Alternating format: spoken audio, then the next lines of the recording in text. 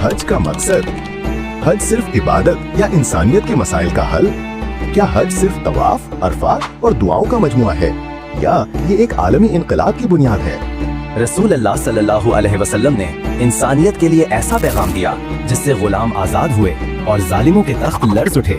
हज के इनकलाबी मकसद को समझने के लिए हमें हजरत इब्राहीम अलैहिस्सलाम की दावत को भी समझना होगा, जिन्होंने तौहीद की मंतिक से झूठे खुदाओं को चैलेंज किया और एक आलमी बेदारी की बुनियाद रखी।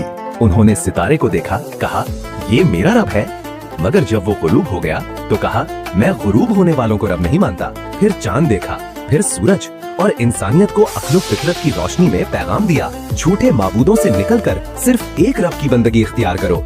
ये वो फलसफा तौहीद था जो हर इंसान के अंदर की फितरत को झंझोड़ता है और इंसान को जुल्म, जाहिलियत और गुलामी से आजाद करता है। फिर वक्त आया रसूल अल्लाह सल्लल्लाहु अलैहि वसल्लम का, जिन्होंने इसी पैगाम को लेकर बैनुल अक़वामी इनक़िलाब बर्पा किया और दुनिया को दिखाया कि हज सिर्फ इबादत नहीं, ये तो उम्मत की इज्तिमाई बेदारी का मरकज है। खिलाफत राशिदा के दौर में हजरत उमर बिन खत्ताब रज़ियल्लाहु ताला अन्हा का एक वाक़या हज के असल पैगाम को आश्कार करता है। मिस्र का एक ईसाई क़िब्ती गवर्नर के बेटे के जुल्म का शिकार होता है।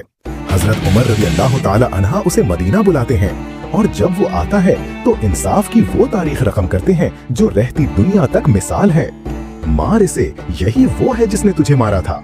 फिर फरमाया, ए अमरो, तुमने कब से लोगों को गुलाम बना लिया, हालांकि उनकी माँ ने उन्हें आजाद जना था। यही तो है हज का असल पैगाम, अदल, आजादी और इंसानियत की बहाली।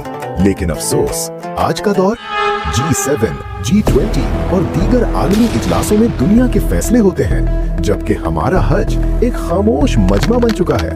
न उम्मत की तकदीर बदलती है, न जालिम कांपते हैं। क्यों? क्योंकि हमने हज के इनकलाबी मकसद को भुला दिया है।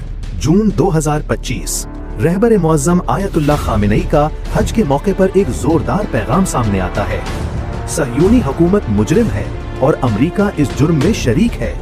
उन्होंने उम्मत मुस्लिमा को बेदार किया और मुतालबा किया, जालिमों से बरात का ऐलान करो, फिलिस्तीन के मजलूम बच्चों के लिए आवाज उठाओ। आज फिलिस्तीन के बच्चे सिर्फ बमों से नहीं बल्कि भूख, प्यास और बेहिसी से भी शहीद हो रहे हैं और हमारा हज खामोश है। अब वक्त आ गया है कि हम हज को उम्मत की तकदीर बदलने का प्लेटफॉर्म बनाएं, वरना तारीख हमें कभी माफ नहीं करेगी।